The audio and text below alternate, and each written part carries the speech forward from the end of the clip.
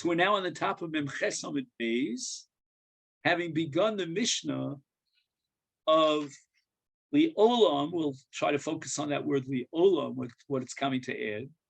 He b'rshus ha'av. The father has all the rights over his daughter, who's either a ketana or a nara. Ad shetikones l'rshus habal. Rshus habal means chuppah. And with chuppah, as we've discussed in the past, the Av, the father, and his monetary rights and his rishus over his daughter terminate. L'nesuin. They went into a place that was designated as a chuppah for the purpose of nesuin. They weren't just there, happenstance. They were there deliberately for the sake of nesuin. And at this point in the Mishnah, we're going to talk about what we call Masira. Now, Masira means many different things in many different contexts. In the context of Chuppah and Nesuin, Masira means that the father gives over his daughter.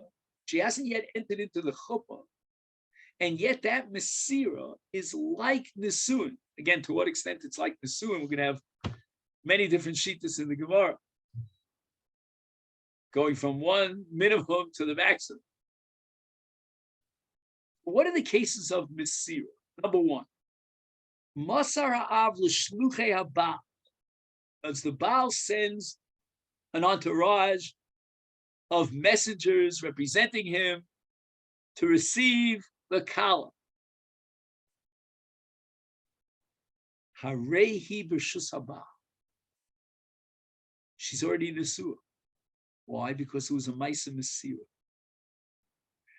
And the Masira was when the father gives over his daughter to the Shluchei Abal. That itself is called Nisui. That's because the father lifts up his hands. She's yours. But if the father is still escorting those messages of the husband, means, he still wants to maintain, let's wait a while. Let's see what goes on here. And now I'm going to fast forward for a second. Harei hi b'rshus ha'av. Oh, shaholchu shluchei ha'avim shluchei ha'ba'al. The father sent his own shluchim to accompany the shluchim of the Baal. So the father is still in effect there. He hasn't yet been Masalik himself. She never left his rishus. Harehi b'rshus ha'av. Masru shluchei ha'av l'shluchei ha'ba'al. Let's say you have two places, right? X and Y. The shluchei ha'av are taking the bas, and they meet the shluchei ha'ba'al who are coming in the opposite direction midway, and the shluchei ha'av give over the bas, and then they go back. Harehi b'rshus ha'ba'al.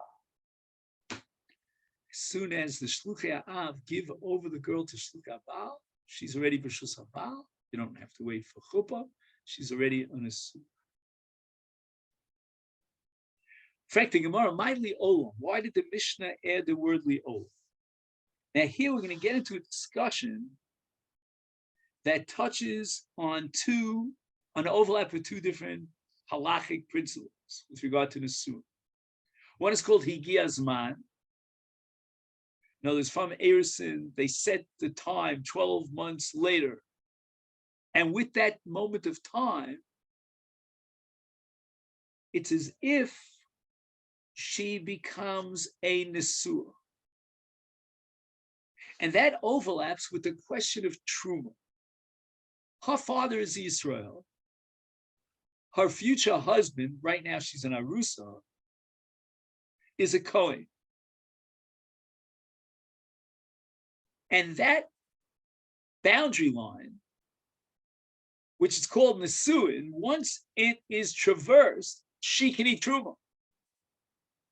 On a Doraisa level, she can eat Truma with Erison. That's called Kinyan Kasper. But the Rabbanim prohibited her from eating truma until after the Nisuin. And the question is why? One opinion is because of simpon, which means that we're afraid that maybe until the intimacy is sealed and becomes reality, maybe he's going to find out the Baal. Something that was private about her, and it's a mum, and he's going to claim mekach tos, in which case there was never a marriage, and she was a zar eating truma. We can't risk that. The other opinion says we're not worried about simpon. Simpon, a mum, is very rare. And a simpon like that was withheld and concealed for such a long time, and now he wants out of the marriage. But we're worried that during Erusin, if you allow her to eat truma as the Torah did, she may feed her brothers and other members of her immediate family. You got milchiks and fleishiks. Sometimes they get mixed up. It's like people have told me that they own a dog,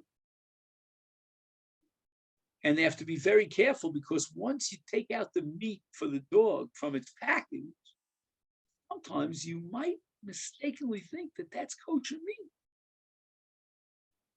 You have to have separate vessels for your dogs.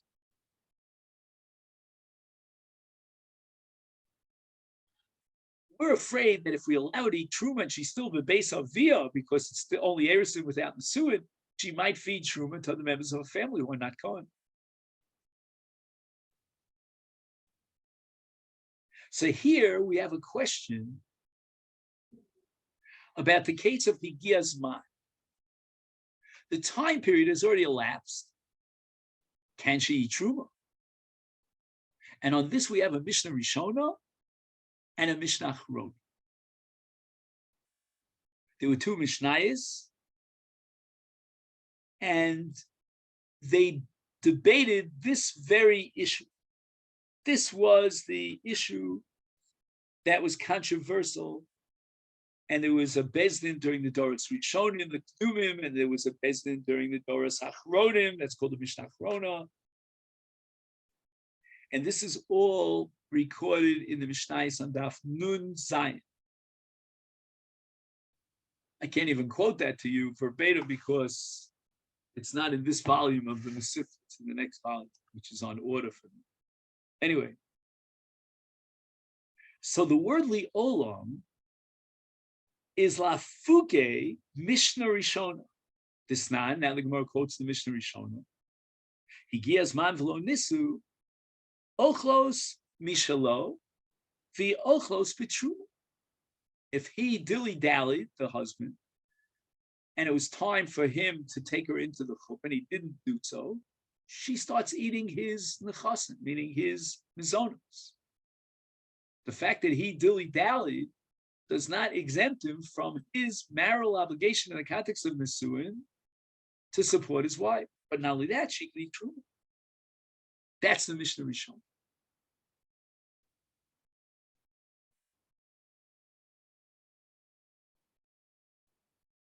Our Tana of our Mishnah holds like the Mishnah Achrona. And that's why the Tana of our Mishnah emphasizes li'olam hibrachus ha'ah. Until she goes into the chuppah, she still is in the rishus ha'av. She cannot eat truma. That's the Mishnah Achrona, which is supported by our Mishnah here in Ksubas Memches. And there's a lot of Torah here in the Achronim. I'm going to just give you the tip of the iceberg. And that is, the Mishnah Rishon and the Mishnah Achrona are really debating the question as to why the Rabbanan suspended the rights of a woman, a Yisraelis, right, a Bas Yisrael, to eat Truma after Erusin. The nafkamina is going to be Higias Man. And it works like this.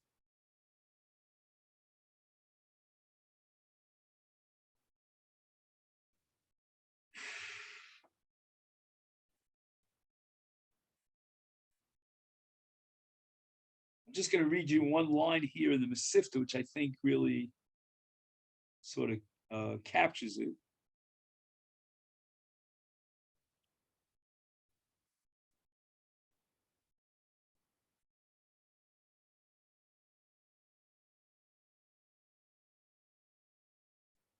Second, where is it?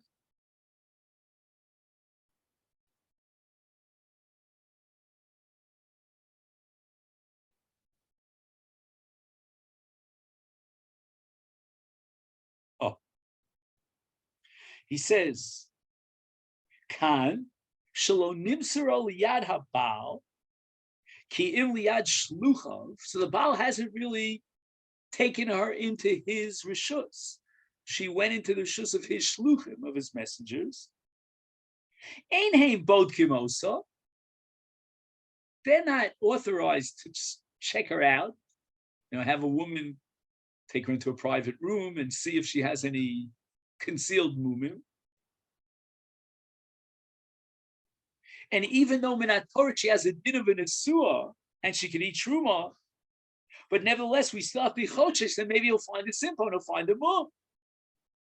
Is therefore a Rei Kerusa, and the Gzeres Chacham that she should not eat Truma will still be in effect.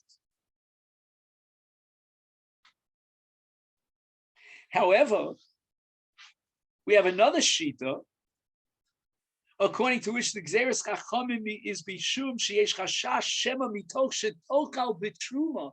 Once she starts eating Truma and she's living in her father's Rishus, is Tashke V'Tachil Truma L'Acheha U'Le'ach Yosel Shem Yisrael V'Asurim Mishum Zaros B'Achilas Truma. Now that we have a look of Higias Man V'Lo Nitzu Ochlos B'Shalo, now we're going to set up a separate kitchen, which is supplied by the husband, and that's where she'll eat her truma. She will not take the truma from her husband's rishus, because if you're going to say that, then forget it. She can never eat truma enough for her husband's. We'll always be afraid she'll take a bag of truma back to her house and feed it to her brothers accidentally. The Mishnah says, "Masar avlut shluchei Baal harei b'shus haBaal, Omer Rav Chisda misirasa lakol chutz mitruma."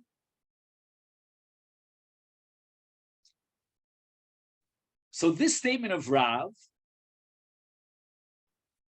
reflects the Mishnah Achrona, and we're afraid of Simpon. So therefore, we're not allowed to let her eat truma because maybe he'll find out when he does his pedika, when she finally enters into the chuppah, that she has a mum, and it'll be magala a mekachtos, and therefore she had no rights to eat truma to begin with. But lakol chutz mitruma, for all the dinim, she's already considered as if she had entered into the chuppah. She's an asua, except for truma, because in truma we have the chash of simpon, which continues to plague us even after Mesira l'shluchei Baal, because she hasn't yet been received by the Baal. Rav Asi Omar af l'truma. Rav Asi goes a step further, because he holds like the Mishnah Rishona, and the only reason why since on a Deraisa level she can eat truma, the Rabbanan suspended her achil's truma, is because she might feed her family. But now she's already been given over to the shluchei Baal. She's out of the rishus of her father. She's not going to feed her family. Therefore, she can eat truma. But basically, what we have to emphasize here is both according to Rav and Rav Asi, universally, no, that's not the word I want to use. Unanimously, that was the word I wanted. Unanimously, she is an Asua for all dinim. We'll see a whole list of dinim on the way. Just the issue is truma. We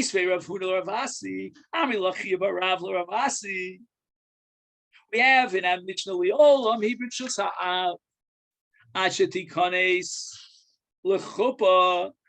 This against Rav Asi. Rav Asi says that even as far as truma is concerned, she's considered an Isua with Mesira L'Shluchei Abal. But our Mishnah says the only Hebrew Shusa'ah Achitikonis L'Chup. Amalu Rav, so Rav says, Rav Huda, don't get excited about your diuk. It's not a proof against Ravasi. Lav Hamina L'Chu, now the Gemara uses an idiomatic phrase. Otezel Basar If. You shouldn't ask for a Mishnah that could be interpreted in two ways. Lehepuch l'shnei tzaddim. And Yochel Ravasi could say l'shnuye to protect himself. L'chu to you. Mesirasa zui knisas l'chu. When it says the olam Hebrew shusavav tikonas l'chupa is the mesira to the shluchei abal constitutes a chuppah, and that's what it means, chuppah. A broader definition of chuppah that would encompass even mesira l'shluchei. So now we have the views of Rav and Ravasi to one extreme. With mesira, she becomes a full-fledged nesua. There's a specific point, an issue about truma. But Shmuel Amar, no. She's not in nesua. She's not at all in nesua. There was no chuppah. So what does the Mishnah mean? What's the language here in the Mishnah? Hola Masar Av L'Shluchei Abal Harehi B'Rshus Abal. Mishnah verifies and validates Mesira L'Shluchei Abal. So it states. Masar Av L'Shluchei Abal. Shmuel L'Yerusha. And this takes us back to what we discussed yesterday. Nedunya. You remember Nedunya? Nedunya was funds that the father offered and transferred to his daughter so that she would be attractive on the market. And if you recall our discussion of yesterday, again, it was in the middle of my my hallway here and all the crazy things that were going on around me. To tell you what's happening in our house now. In any event, so we said that the Nedunya from the Ratzon Ha'av is clinched the moment of Erusin. He wants to make sure that someone will come along and marry his daughter. So he gives her a Nedunya. Now, a Baal is only Yorish's Ishto after the Nesuin. If during Erusin she dies, her monies go back to her family, not to him. But one exception, and that's Nedunya. And in Nedunya, there's going to be a quasi-Nesuin to allow him to inherit the monies of the Nedunya even before Nesuin. And that's Shmuel's understanding of our Mishnah. That the moment that the father, hands over his daughter to the Shluchei Abal, he's already saying, you know what, the Nedunya is yours. Even if there won't be Nesuin. However, all the other dinim that apply to Nesuin will not apply with Mesira L'Shluchei Abal. For example, Achilas Truma, okay, that was an issue. Afaris Nidarim, Maisi Yodeha, Mitziasa, all these accrue to the father, according to Shmuel. Now we have another opinion of Reish Lakish, but it's very ambiguous. Reish Lakish Omar Liksubasa. That when it says in the Mishnah, Masar Av L'Shluchei Abal, is Harei B'Rshus Abal, it means as far as Haksub is concerned. In fact, the Gemara, Ksubasa Mayi. Well, what does Reish Lakish have in mind? That she's already in the Rishus Habal for Ksuba. So you're going to tell me the Mesa Yarisla that if she dies, he inherits the Nedunya? Hainu Shmuel. Reish Lakish is not adding a thing to Shmuel. That's exactly the way Shmuel understood in Mesira L'Shluchei Abal. That now, in the event that Chas v'Shalom dies, the Nedunya accrues to the Baal. So what is Reish Lakish is simply repeating, parroting what we know from Shmuel. Amar Avinu, li'olam ksubasa me'acher mon. Fascinating. Ravina says, you know what Reish Lakish is talking about? He's talking about the issue of Mana or Masayan, in the following context.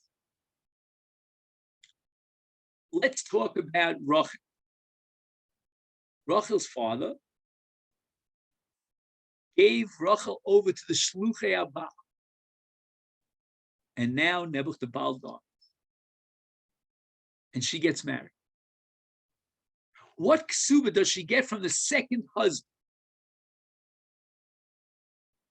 On the one hand, she's a basula. She should get Masayim.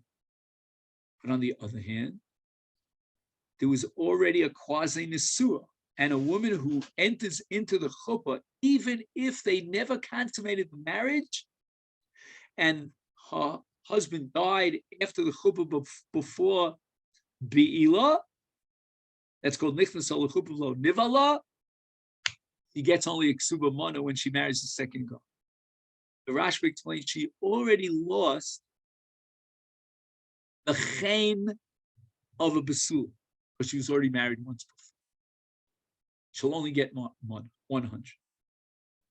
And that, according to Reish Lakish and Ravina's interpretation of Reish Lakish, is what happens after the Mesira l'shluchei Abal. With that Mesira, she's considered a quasi Nesua, such that now if she marries a second man, she'll only get a mana. Rabbi Yochanan, Rabbi Chanina, the Amrit Shofayu Lakol, Af L'Truma. They support the opinion of Rav. Let's make sure it's Rav, yeah. Of Rav Asli, sorry, Rav Asli. Good that I double checked it. The extreme that Mesira L'Shluchei Abal clinches the entire gamut of Nesud. She's mamish like after Chuppah for all dinim, including Truma. Meisvei. Now the Gemara is going to ask a kasha, an objection against all the shittas except for Shmuel, meaning we're going to support Shmuel.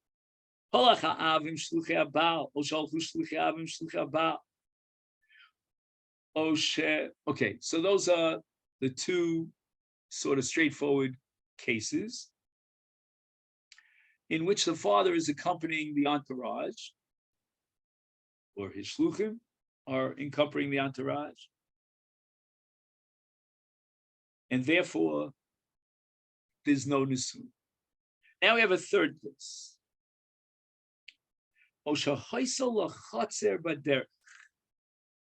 They're on their way, on the road, and they pass some private property which belongs to the Kala. What's their didah? Nichnasa imo. And the Prince Charming, the Chassan, comes along, meets them halfway, and goes into her chutzner alone with her.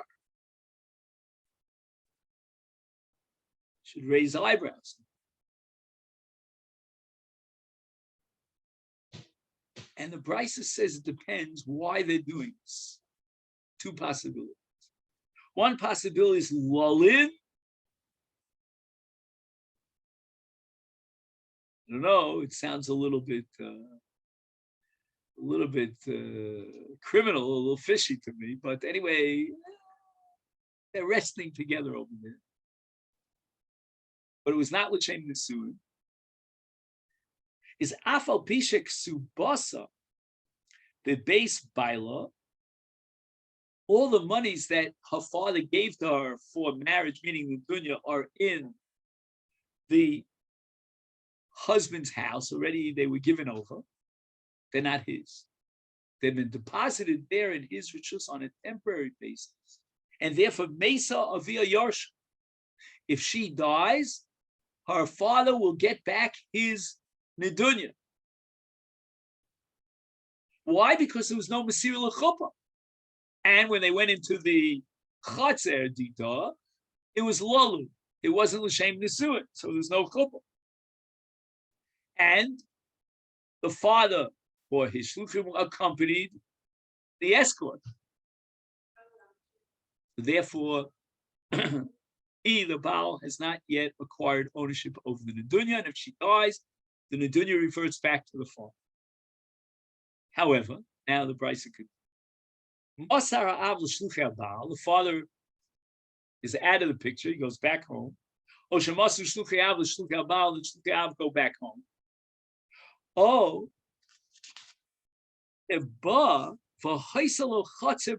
now the Baal owns some private property on the way, and the Prince Charming comes along and meets her halfway.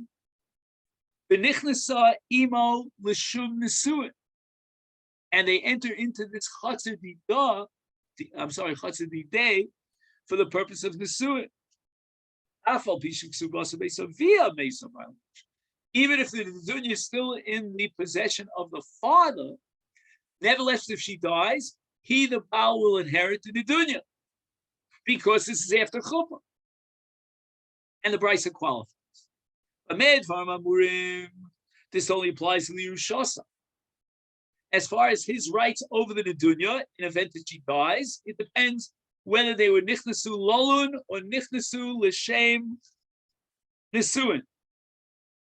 Volitruma, Ein Ishal Chelos Bitruma, Ad Shetikanes L'Chuppah.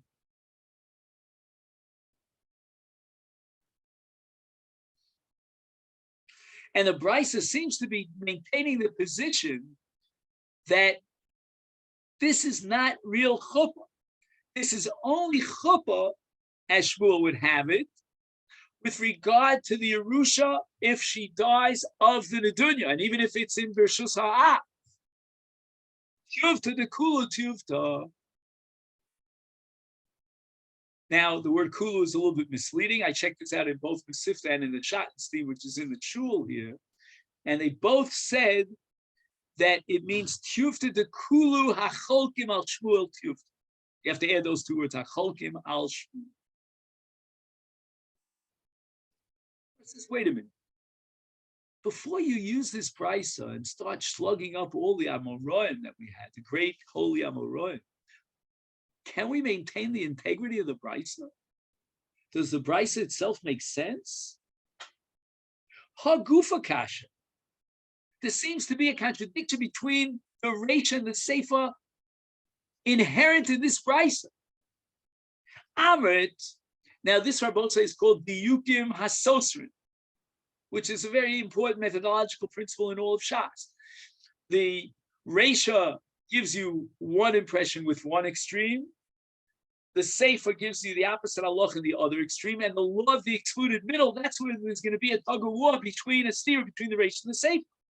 Amrit Nichnusa Imo Lolin, it says that because they only went in there to rest, whatever that means, therefore the Baal is not Yorisha, Taima de Lolin, Hastama. What would it have been if they didn't have any particular kavana? They didn't express their intention. There was no declaration. Then we would assume it's L'Shem Nisuin. In the Sefer, the other extreme, we get the opposite impression. With a Diyuk Asosin. L'Shem Nisuin. They went into that Chatzer for the purpose of Nisuin, and therefore Baal Yorsh. Ha Stama. The implication is, had they said nothing, Lolin, we would assume it's Lolin. So what's the Stama? Is the Stama L'Shem Nisuin or the Stama L'Shem Lolin? That's the Dikim Sosrit from the Reish of the Sefer Ravash. When the Brisa says Nichnasa Imo Lolin, it doesn't mean that she made a statement, let's go there into my Chatzer, come in, L'Shem Lina, and not L'Shem Nisuin. But rather what it means is stomach tana. The Brisa is talking about stam. And the Brisa says depends who owns the Chatzer and who invited whom into the Chatzer. She into his Chatzer. She invited him into her Chatzer, or he invited her into his Chatzer. Stam in a case where they just went in And we don't know what their intention is. If it's l'chatzah dita, why did she invite him into her chatzah? That's not chuppah. Chuppah always takes place in the Rishus Haba. Then we have to assume it was lulin. It's easy. Here's a recliner chair. Put your feet up on the recliner chair. I'll bring you a beer. We'll watch the 7 o'clock news. Take it easy. But stam chatzah day, if he invites her into his private chatzah, is l'nesui. Oh no, we learned in the Brayso Masar av l'shluchei abal fizinsa. Now here we have to understand there are two different misos that are possible. We've discussed it in the past for a woman who has an adulterous relation. It could be chenek, it could be skila. In the parsha of skila, we're talking about a nara muras. So it means if she was mizana after Erisin, then she gets skila. If it was after the suin, then she gets chenek. And now the Bryce is telling us that with Cyril Shluchei Abal, her status changes. She now becomes a Nesua, and if Chas v'Shalom she was mizana, she gets misa of chenek. Immediately, how do you know such a thing that just because the father, gave the Mesira over to the Shluchei Abal, therefore ipso facto she becomes a Nesua, and if she's mizana, she gets chenek. In the Parsha Namarosa Shezinsa, the pasuk says, "Votziu es hanaro el pesach beis avia uskaluha," and then it says, "Ki yasa nevola b'Yisrael liznos beis avia." And here's the drush: when does she get skila? That's only when she does this nus in beis avia, prior to the exclusion of masara avlu shluchei haba, because then she's no longer beis avia, and once she leaves the beis avia, the halacha of skila no longer applies, because skila, the Torah says, only applies v'zinsa b'beis avia. Maybe prat shenichnasa lechupav lo nivala. Maybe what this drush is coming to exclude, the extra word of the beis avia, is coming to tell you that if she went into the chuppah but there was no be'ila, nevertheless she's already in a suah, and therefore her din changes from skila in the event of snus to chenek. Amar Rava, Amar Liami, I assume Ami is Ravami. We're going to apply a eno inyan, meaning chuppah be'edek ksiva. And you're asking me whether she gets chenek in his nus after chuppah. That's explicit in the Torah. There are 3 words here that have to be tarsh. The word nara, the word besula, and the word moros. Nara, below bogeres. Bogeres already after snus. If she has nus, she gets chenek and that's skila. Besula, below beula. A woman who already had a relationship in the past, and now she has erisin, and then she was mizana, she gets chenek.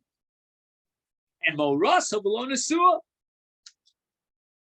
Now, what's the case of Nesua in which she gets chenek? Is it nivala or lo nivala? My Nesua, ilem Nesua mamish. If it's after chuppah and be'ila, then Nesua below be'ula, she's already been excluded as a be'ula.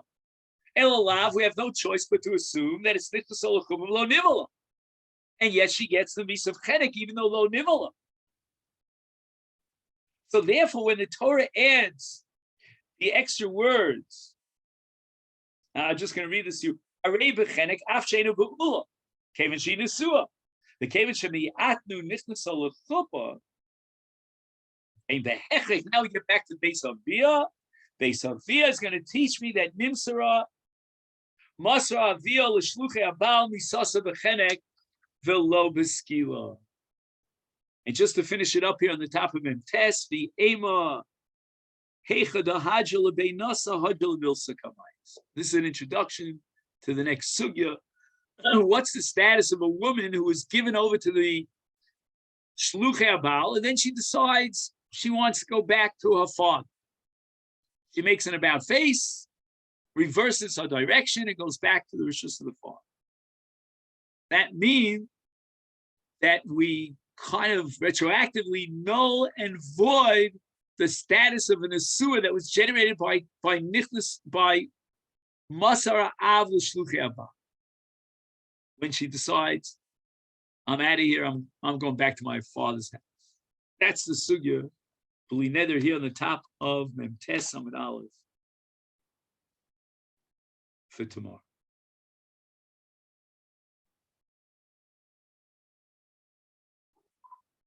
Okay, then I wish you a great day. Thank you so much.